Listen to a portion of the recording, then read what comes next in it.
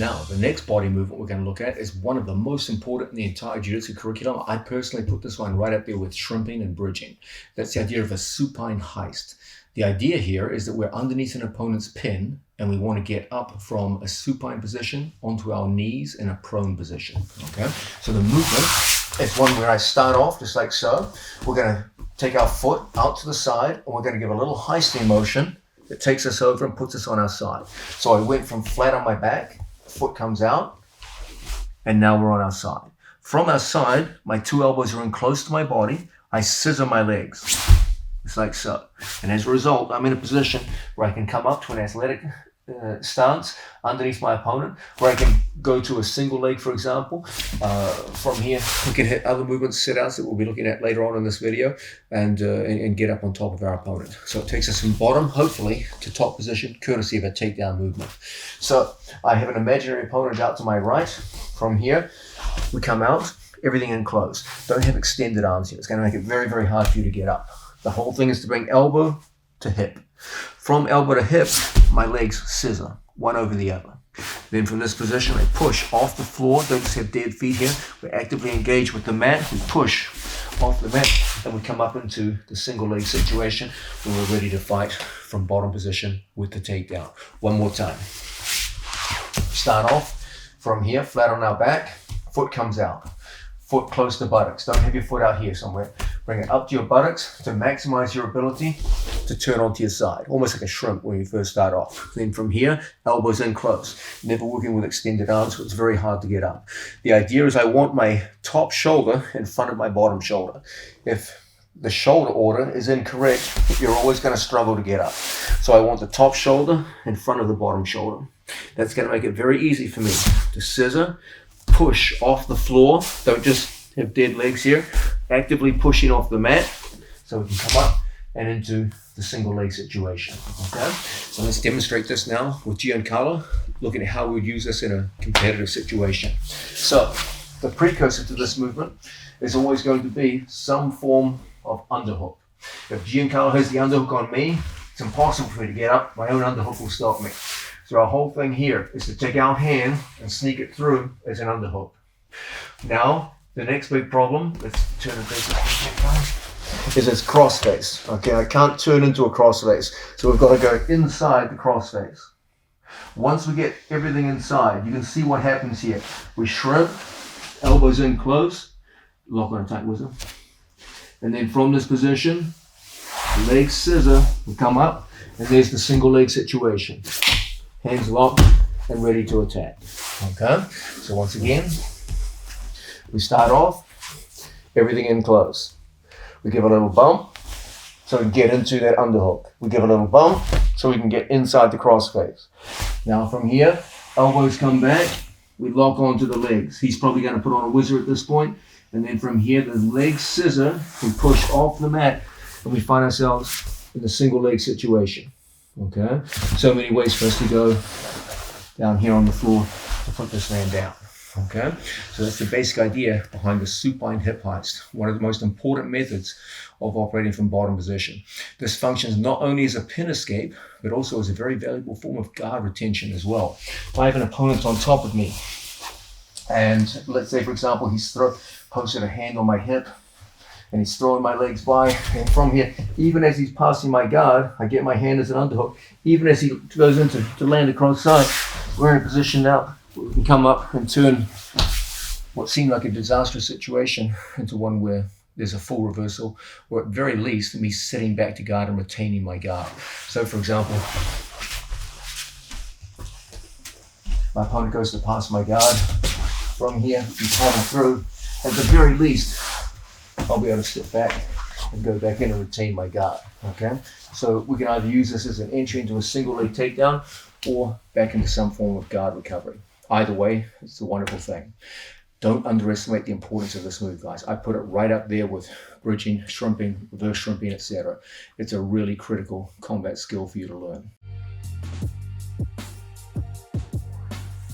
Now, let's look at another one of the really foundational body movements of the sport of jiu-jitsu, hip heisting.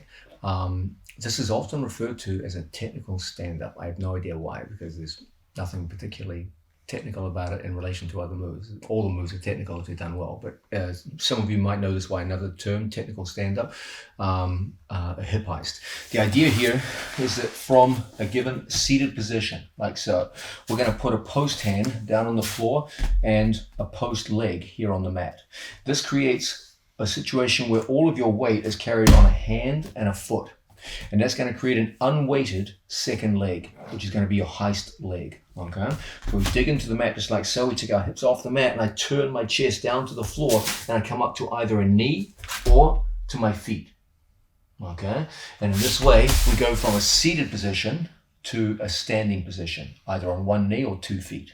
Okay, the advantage of this is it takes us from a given height, my head is a certain height when I'm seated, to a situation where there's a possibility of greater height. And from here, things like front headlocks, guillotines become very important. Okay, so the idea, we're here in front of an opponent in a seated position. A supine hip heist, okay, we're down here on the floor, now we're in a seated hip heist. So we put a post hand and a post foot, and my body goes over to the side. I was like so, and I convert like so. That creates the post leg, post hand. We have a free hand, which often snaps our opponent or pushes on our opponent, either pulling down or pushing into the mat. Then it creates a heist leg. The heist leg enables us to turn our chest down to the floor. Never try to heist with your chest facing the ceiling. Okay, you're very easy to knock backwards under those circumstances. But when I go chest down, I'm quite robust here. Okay, now my knee comes back, and as a result, we've gained height on our opponent. You can make that height gain even more dramatic by coming up to your feet. Okay? Now, Giancarlo, can I borrow you? Let's have a look at how this might look in a competitive situation. From open guard, my opponent's on 2 knees. When we work in a situation like this, Giancarlo's head is slightly higher than mine because he's on his knees. I'm on my ass. Okay, so he has a height advantage over me. As we play in this position, I might want a height advantage over him. I can't do it in this position. So from here, I come up and I heist. Now my head is higher than his head. And as a result, we can start bringing people forward into various kinds of attack. You can even stand up and go into flying submissions or what have you. Okay, so from a situation where we start off just like so, and we're playing, look how we have a post hand that posts on him, a post hand that posts on the floor, a post foot, and then from here, a heisting leg. So we turn, chest down, and we come up, either to a knee or to a foot. Your choice. I normally go up to a knee, and then I gauge things from here. I look at my opponent's reaction. If I see him trying to come aggressively into me, I might go right back down to the floor and look to sweep. If I see he hasn't reacted, then I might go forward and attack a guillotine, etc., etc. But that motion is very, very important. Now let's do a little experiment here. Let's take a seated position, Giancarlo. Okay, common mistake you see with hip heisting. People do it with their chest facing the ceiling, okay? If Giancarlo lifts his ass off the mat and his chest faces the ceiling, you will see that he has no base whatsoever. It can be knocked over like a reed in the wind.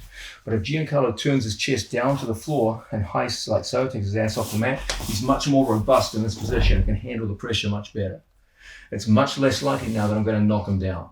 But when the chest is exposed to the ceiling, a single hand will put him down, okay? So that's the most important physical requirement when you go to work like this. Be aware that there is some danger of back exposure when you perform these movements. That's why the post hand is important, okay? Because it's that which prevents me getting to my opponent's back. If there wasn't that, there's some danger here of a skilled opponent moving around behind you and causing problems, you know? So that's the value of the post hand on your opponent. So there's, again, a critical foundational skill for the sport, hip heisting from a seated position. Let's look at one of the really foundational skills of the sport whenever we're employing various forms of open guard. This is leg pummeling. This refers to a jousting action on our part where we fight for position with our feet and knees, so that we don't give up superior position to an opponent and make it easy for them to pass our guard. It also sets up offense where you can go into various forms of submission holds from bottom, provided you can use your feet and knees dexterously. With great dexterity. The movements themselves are pretty simple. Let's have a look at them right now. From a situation where I'm supine, I'm just going to take my 2 feet and we're going to engage in circles with our feet. I go initially in a given direction, then I reverse the direction, and we're pommeling with our feet. You will notice when I line up with the camera that there are actually 3 separate axes of movement: feet, knees, and hips. And only will you maximize your progress when all 3 are engaged. Okay? So the one which most people notice are the feet, because they move in the biggest circle. But you will notice also that my knees are also moving. And then as we get more aggressive with our pommeling, you'll see that my hips also move. So feet, knees, and hips. My hips are moving side to side. My feet are moving in big circles, and my knees are moving in very small circles. But all 3 together constitute pommeling. Then we switch direction, and we get the same movements. When you first start off, it makes sense to pommel in a supine position. If you're a complete beginner to the sport and you find the coordination of pommeling the 2 legs at the same time difficult, it's fine to start off with a single leg pommel. Interestingly, when you're actually going live against a resisting opponent, you normally use a single leg pommel rather than a double leg pommel. Now let's combine shrimping with a pommel, because that's normally how it's used in a competitive situation. Now, let's look at how pommeling can be useful against an opponent.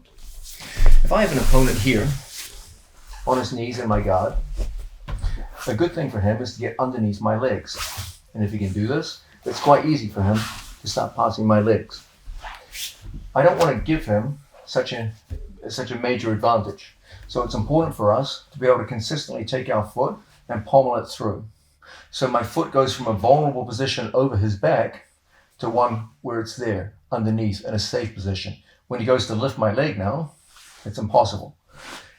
Here, if he lifts my leg, immediate effect. So we always look to get our hips out, and then from here, pommel to a better position.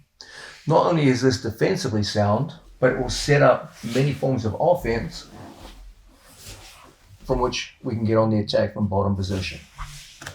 This plays a similar role to the idea of pommeling position in the standing situation.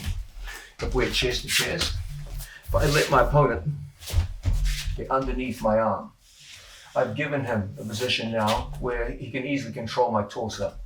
So it's very important under these circumstances that I keep at least one arm in the under position. As he goes to dig in on this side, dig in. From here, look how I can easily take my arm through underneath. Now, I have a much better attacking position than him. If he pommels an arm through inside, the onus is on me to try and work my hand back underneath and get back into that attacking position that we favor. Okay? So too, down on the floor. From situations where opponents try to pommel their arms in, we always look to pommel our feet out. He pommels arms in, and we pommel feet out. He pommels arms in, and we pommel feet out. And in this way, we can keep ourselves in a good attacking position. Okay? Understand that pommeling has both a defensive purpose. When he's got a good position on me, the purpose is primarily defensive. Okay? But once we get a good position, then it can be used in an offensive fashion where I can pommel out of a given position and into an offensive one. So you see, pommeling is the basis of both defense and offense out of open guard situations whenever you're on your back. We just looked at leg pommeling as one of the key elements of guard retention. Now let's look at leg scissoring. As a general rule, for most of the more common forms of guard passing, your opponent will pass one leg at a time. Understand that as one of your legs get passed, it is up to you to get the other leg to engage and defend the leg that is being attacked. So as one leg gets passed, the other leg must kick in and provide your defense until you can recover your guard overall. This general pattern of leg play is often referred to as leg scissoring.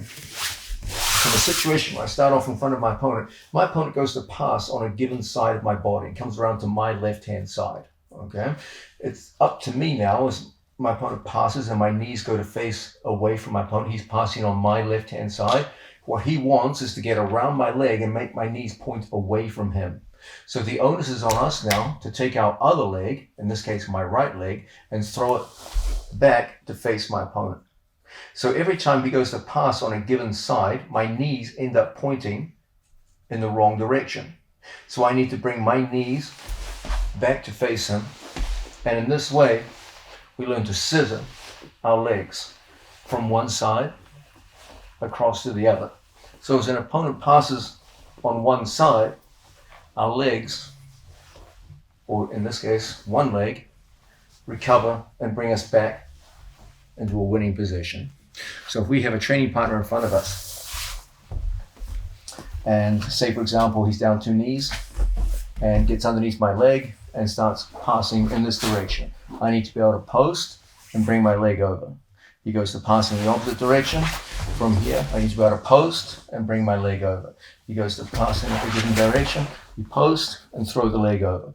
So every time I see him going in a given direction, we want to create a frame and a scissoring of the legs until ultimately we can face our opponent and go back into a good attacking position. Okay?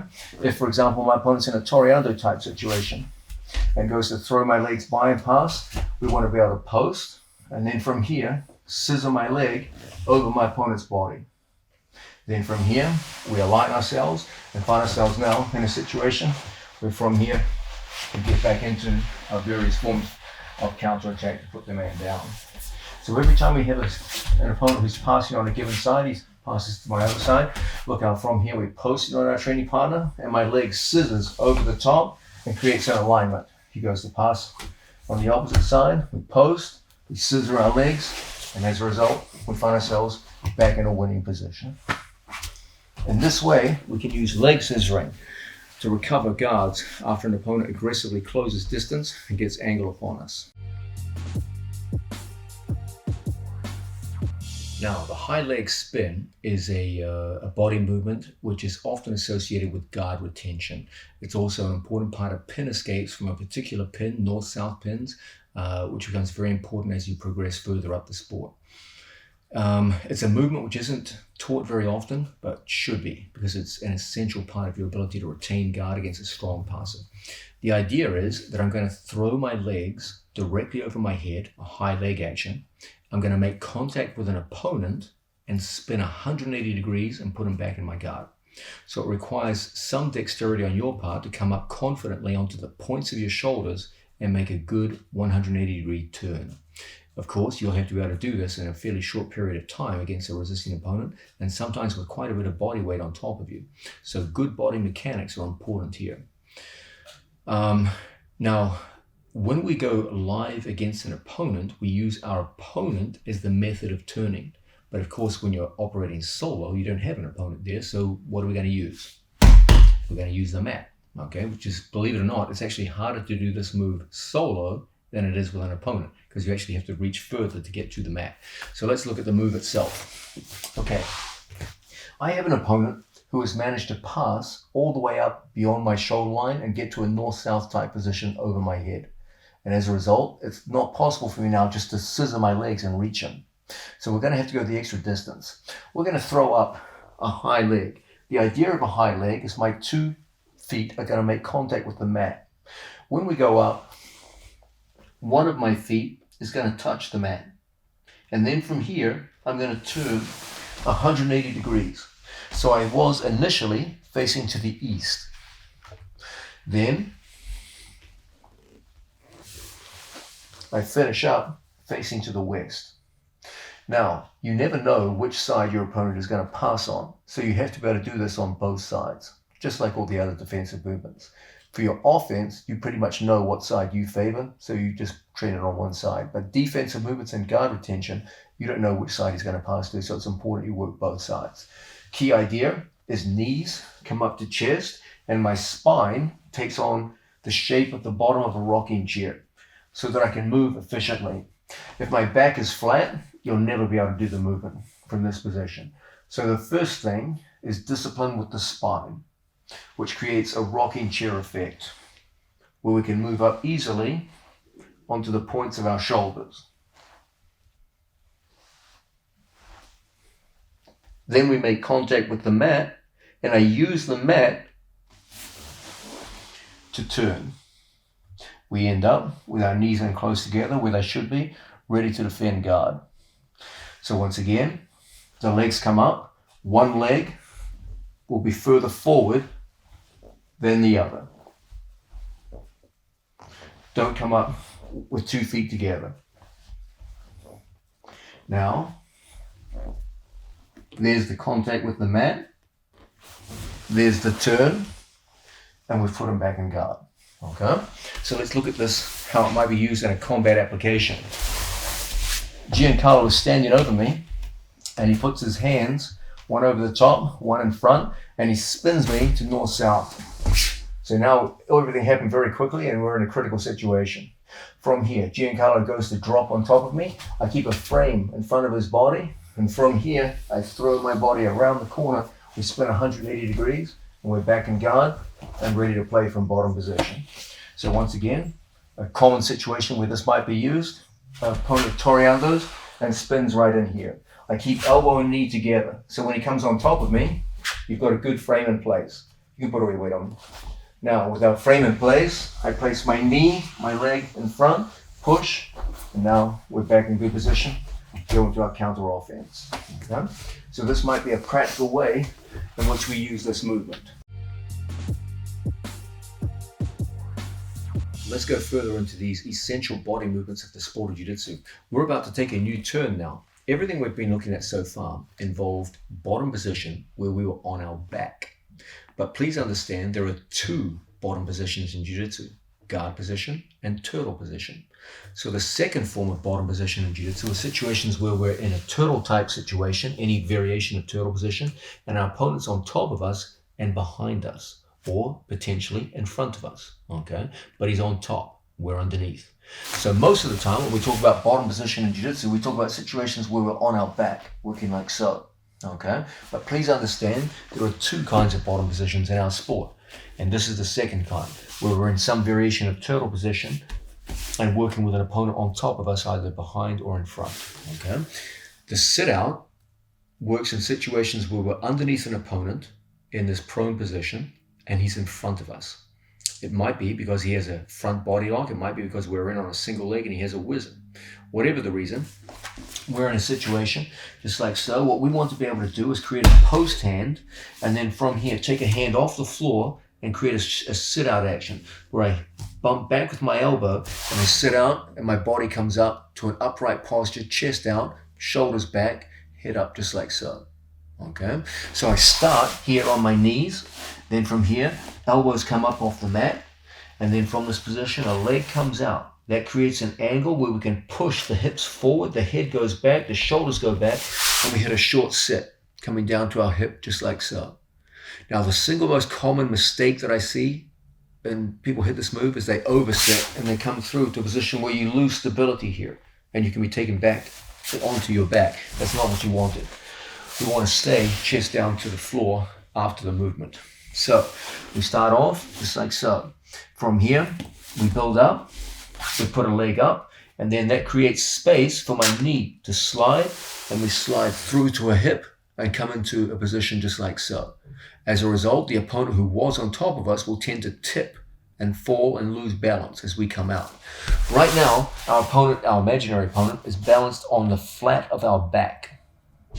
What we want to do is create a situation where our back changes angle and he slides off. His body weight just slides off like water off a duck's back. And then from this situation, we're able to come back and into our opponent and go on the attack. Let's have a look at how this might look with an opponent on top of us. The first situation we want to look at is one where our opponent has a front body lock. So he's on top and he's taking his 2 arms behind my 2 arms and he has a body lock just like so. So he locks on tight, tight, tight. From here, we're going to start by taking our leg out. And then from here, my elbow comes to Giancarlo's elbow and I hit a simple sit out that takes my opponent and creates a situation where I've gained height on my opponent like so. Okay, now from here, it's an easy thing for us to come up towards our opponent's back and switch positions. We went from bottom to top position. So once again, from a front body lock situation, our opponent locks up tight. From here, we bring our leg out. My elbow goes to his elbow, and we hit that short sit. Off the sit, my head comes out, my hips go forward, and my two shoulders go back. And as a result, we're in perfect position now to go through and take top position on our opponent.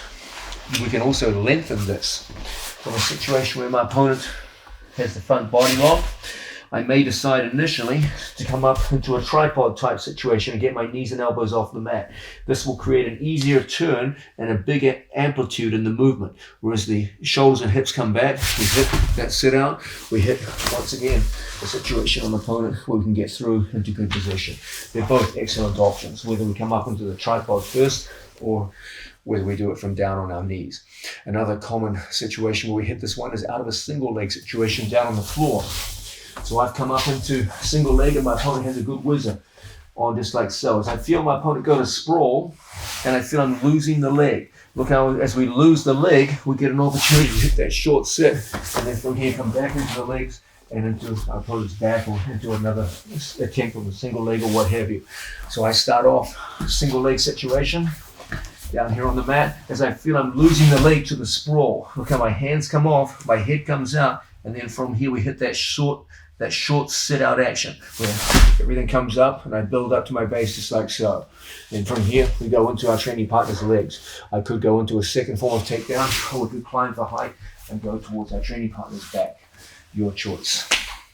It is possible to hit this movement out of front headlock situations. It can be used, but there is some danger of your opponent countering with guillotines, etc., etc.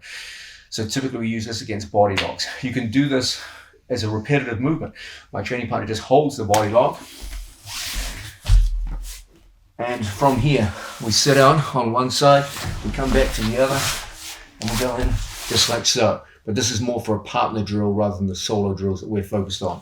So he locks on tight. From here, in the solo drill, it's more about that short movement, which just flicks our opponent off and gives us the height we're looking for. Back straight, head up, and now we're in the perfect position to go in and attack our training partner and put them down to the mat. So this is an excellent body movement from bottom position turtle when our opponent's working from body locks or we're working from a single leg type situation. We hit that quick sit out and get a second chance from underneath our opponent's body weight. Let's look at the skill of rolling. There are three main categories of rolls that you're going to have to become familiar with. These are shoulder rolls, Granby rolls, and forward rolls. Of the three in the sport of jiu-jitsu, shoulder rolling is probably the most important. It's the one we use most of the time, but the other two are pretty important too. So we'll cover them all together. The idea behind a shoulder roll is, the name implies, we're going to put one shoulder down to the mat and roll through into a guard position. So we start with an opponent out to our side, we put our shoulder down to the mat, and then from here we create a situation where my feet come up and I get my toes into the mat so I can put my head inside my own legs. And as a result, we can put an opponent back in guard position. The key idea here is to go from a situation where my head is outside my legs to a situation where my head is inside. That's a weight-bearing position where we can easily put an opponent back in guard even when he's trying to stop us with his body weight. So here we are. We have an opponent. We choose one side. Let's say he's out to my right-hand side. And from here, shoulders come down to the mat. My legs turn out. And then from here, we start that pushing action. I split my legs. And from here, my head is between my own legs. And as a result, we can go down into guard position and put that man back in guard. This is designed to create a situation where we started in a turtle position and finished in a guard position. The understanding is turtle position it's an effective bottom position, but it has the increased risk of back exposure. In guard position, my back's on the ground, so there's no exposure of my back to my opponent.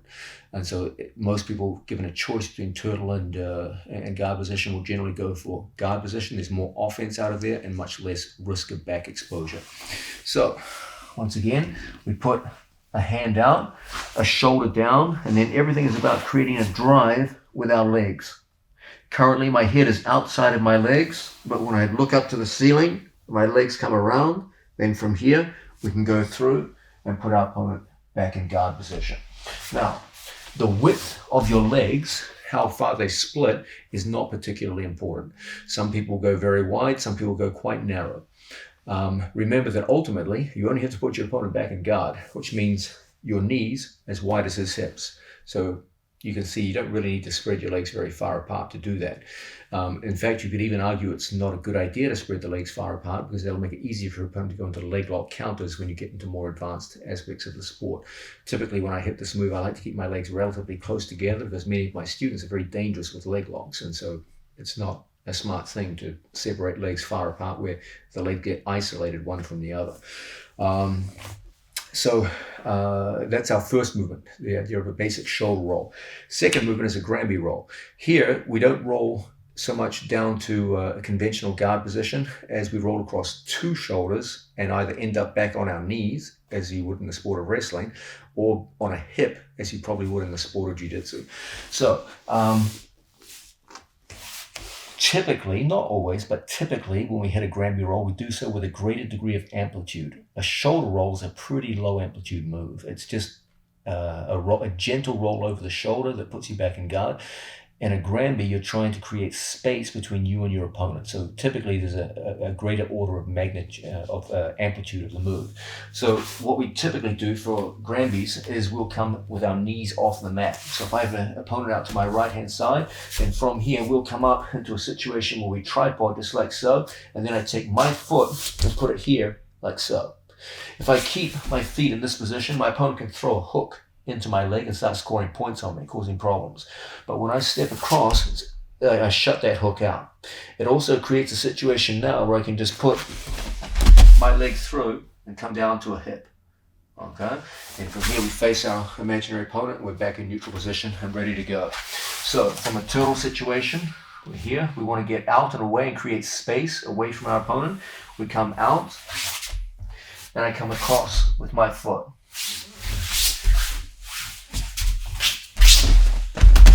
And as a result, we come up not to guard position, but up to a hip, neutral position, from where we can come back and grapple with our opponent from neutral. So, there's the first movement. There's the cross step.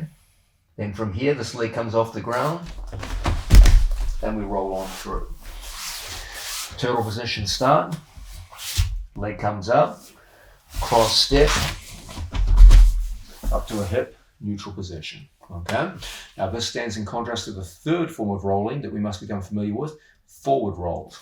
Here we come up to our given base, like a 4-point type position. Then from here, I just take my body straight on through and I roll over my scapula. Don't roll over any one shoulder. We roll over the scapula in a direct forward motion. This is typically a very useful entry into leg locks when someone is behind us. And we come up just like so. Then from here we'd reach between the legs, catch our opponent by the legs, and roll straight on through into various forms of advanced leg lock. This one does require a little more flexibility than the shoulder rolls. Shoulder rolls require almost no flexibility. Granbys require almost no flexibility. This one does require that your head can go level with your knees. So if I'm level with the camera here, you will see in slow motion that as we come in, my head will have to come almost inside my knees so that I look up to the ceiling when I go through. So it's not crazy flexibility, but a little more flexibility is required for this than the first two rolls we looked at. So first, let's look at the three rolls of jiu-jitsu. The first, arguably the most important, the one we use most of the time, is also the easiest to perform. This is the shoulder roll, where we go through and push, and from here we go back into some form of guard position. In a Granby roll, there's greater amplitude because you're trying to create distance and go back to a neutral position rather than a guard position. Okay. From here, we cross step and come back to face our opponent. Okay. Then we have forward roll when we come up, and then from this position, I tuck straight through and roll. This is usually done as an entry into the legs. Let's have a look at how these might look in a situation where you're going with an opponent. We have an opponent out to our right-hand side, and I notice he has a tight waist grip, an arm around my waist. I do not use this move when my opponent has a seatbelt grip. This would not be an intelligent time to hit a shoulder roll, because this will he will literally stay on me and get hooks in. So the intelligent time to use this move is when my opponent has unlocked hands, okay? But if the hands are locked above the shoulder, seatbelt grip, this is not the time for shoulder roll, okay? Instead, it's used in times where he has unlocked hands like so. Now from here, look how I swish it with my legs. I shoot my arm through, strong arm. Then from here, I come up into this position and I roll towards the armpit. A very common mistake here is people roll towards the hips. That's a disaster. You'll see, in this case, strong, tight waist.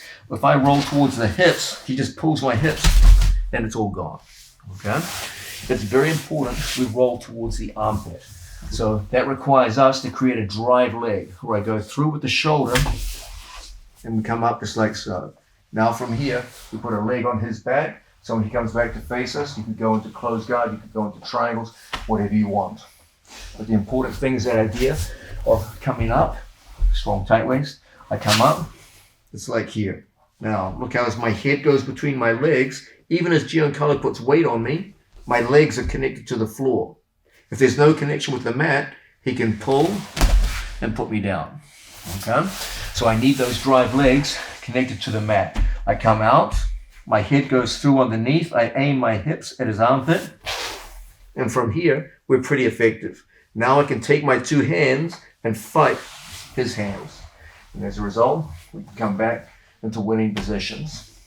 Now, if my opponent has a body lock behind me, this might be a good time for us to hit, say for example, a Granby. He locks on a tight body lock. From here, we're going to come up, tripod position. If I stay like this, he can take his right foot and hook in.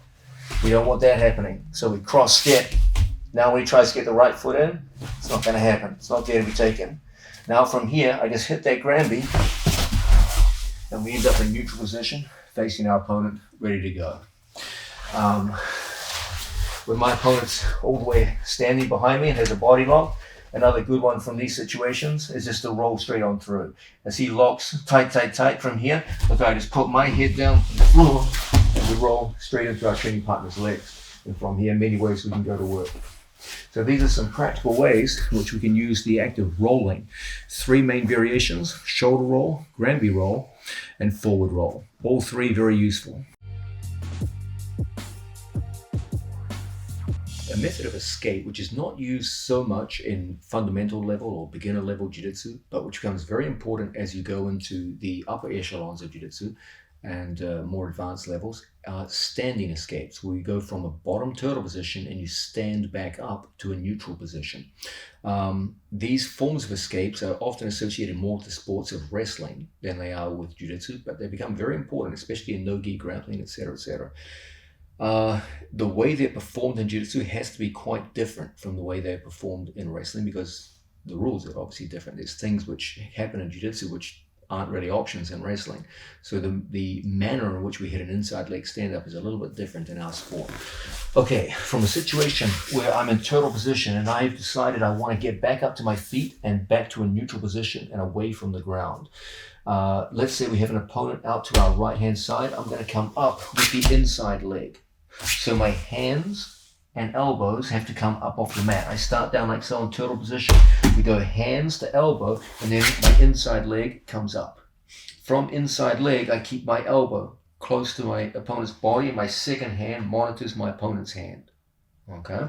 Then from here, in the sport of wrestling, typically when we go to stand up from situations like this, people come forward with the hips and put weight on the hands so it's easier to break the grips. That's a dangerous thing in the sport of jiu-jitsu, because in jiu-jitsu, an opponent behind you can simply just sit backwards and suck you back into the rear mounted position. Now, they couldn't really do that in the sport of wrestling. It's a little risky. It's not wrong in the sport of wrestling. There's things they can do there, but it's not their first option. But it probably is the first option in jiu-jitsu. If he pulls you backwards and puts 2 hooks in, you just scored 4 points. So that's a good thing for your opponent. So typically, I'm not an advocate of traditional hips forward, weight on the hands methods in the sport of jiu-jitsu. What I am an advocate of is weight forward, defending the hooks, and walking consistently away from our opponent. And then we fight the hands, get the hands off, and cut back and face the man. So once again, we start off, we have an opponent out to our right hand side. From here, we build up, elbows come off the mat, then we come up like so, holding onto our opponent's hands, elbows in close, and then everything is a walk up to our feet, moving away until we can turn in and face the man. One more time. The main danger we're facing is the idea of our opponent getting hooks in, scoring points, or getting to a strangulation. So from an initial starting position, we want to come up, inside leg comes up. Then from here, everything is a walk forwards. Walking, monitoring hands, elbow in, and facing our opponent. So, from a situation where my opponent has a tight waist grip with his left arm and a hand on my bicep, like so, and we want to get up to neutral position. Okay. From here, I start off, hands on the mat, elbows off the mat. Then everything comes up. I catch my training partner's hand on this side, and my inside leg comes up. Now, as he tries to hold me back, from here, I want everything going forward, walking away. I put his hand in my back pocket, and then from here, I turn and face my opponent, and now I'm in a position to go in and counterattack or what have you. So once again, we have an opponent out to our side. He's behind us, holding bicep, and we're starting position just like so. We want to get back up into standing position. So everything comes up. We catch the hand, we bring elbow and knee together, and from here, we start walking away. If I start doing this, Giancarlo can suck me backwards, and from here, hooks go in, and you just scored 4 points. Okay, so we don't want that kind of thing going on. So it's important that our body weight be going forwards. He goes to suck me back, and here, it's hard. We monitor his legs. He tries to put hooks in. We're monitoring legs the whole time. Okay, and fighting hands, and now we're in perfect position to go in and counter. So once again, we have an opponent out to our side. Our thing from here, we start off in a broken down position. We come up, everything coming up off the floor. The inside leg comes up. If I come in here, his look can go in and cause problems for us. So we join elbow and knee together. I start a walk that takes me away from my opponent so we can fight hands, and then from here we're back in neutral position and ready to play. This is an effective way of getting back up into a standing position that's well adapted to the sport of jiu-jitsu.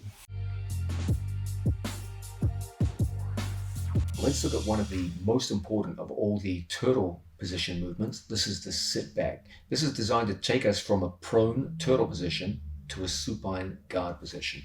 The idea is that I have an opponent on top of me, either to my side or in front of me. And from here, we're going to put a post leg up. Then from here, I'm going to have a turning leg that turns and goes inside my post leg. My head moves back away from my opponent, and from this position, we put our opponent back in guard. Okay? This can be when my opponent's out to my side or directly in front of me. It's effective in both cases. It'll even work when someone's directly behind you. There's a sense here in which I want to make my knees face towards my opponent when he's out to my side. So everything begins with my knee facing my opponent. And then he goes between my knees and we put the man back in guard position. It's more complex when someone is directly in front of us in, say, for example, a front headlock type situation, because now their weight is on my head. Realistically, you can't expect just to lift someone with your neck like this. No one's that strong. So what we have to be able to do is move our head along the mat. Okay, try to imagine the guy on top of you is 300 pounds. The only way you can effectively move is back like so to put him back in guard position. If you watch my foot movement, from here, foot goes up, leg comes off the mat and pivots. And as a result, my legs split and we put our opponent back in guard position. It's a little easier when our opponent's out to the side. Now I only have to turn a small angle, so I just sit on my hip. Then I just split my legs and we put our opponent back in guard. If my opponent is directly behind me, then there may have to be a sense in which I have to turn and face my opponent. And then from here, we sit back to put him in guard. So if we have an opponent in front of us, let's say, for example, he's in front headlock situation. From front headlock, he locks tight, tight, tight. From here, we're going to put our leg up, I pivot underneath my training partner's body. And as a result, we can sit back and put our man back in guard. If Giancarlo is out to my side and he has, for example, a seatbelt grip, under these circumstances, a good tactic for us might be to open up our legs and sit and catch our training partner like so. And from here, it's an easy thing for us to put our man back in guard position. If Giancarlo has a body lock and he's behind me, in situations like this, it may be good for us just to take our feet, swish our feet, and then from this position, my knee opens towards my training partner, and as a result, we're able to sit and put the man back in guard. Probably the one that will give you the most problem when you first start off is the front headlock situation. Notice that, lock the other side then. From here, I cannot just bring my head up. Put all your weight on me, Giancarlo. I can't, no one's that strong. I can't put my head up like that. So what I have to do essentially is just sit back and away from him. Just fold underneath his body so that from here, we can go through and put the man back in guard. Okay? So this movement is a rather unspectacular looking movement. It looks like you just kind of flop over onto your side. But statistically, it's probably the most important of the various forms of escape from turtle position. It's the one we use more than any other by a landslide. The key element is this idea of sitting to a hip. If I have to bear my opponent's weight over my head, then we have to pivot and put our man back in guard. But the key idea is this idea that Giancarlo's out to my side here. Look how as my knee opens, and we pivot, my knees now face him. And as a result, very easy to put him back in guard. Okay? So when he's out to the side, we just turn, and now we face him. Here, he's behind my elbows, so he technically has my back at this point. But when I turn and pivot, now my elbows and my knees are between us. When he's behind my knees and elbows, he's on my back. But by sitting back, we create situations where now my knees and elbows are in front of him. He's no longer on our back. If, on the other hand, front headlock situation, other side, from here, we come up, and now I have to sit further back and away. Everything goes down towards the floor, and now we find ourselves back in guard position. So these sit backs aren't the most glamorous looking moves in the sport, but they are among the most effective, a move that you must master when you're working from bottom position turtle.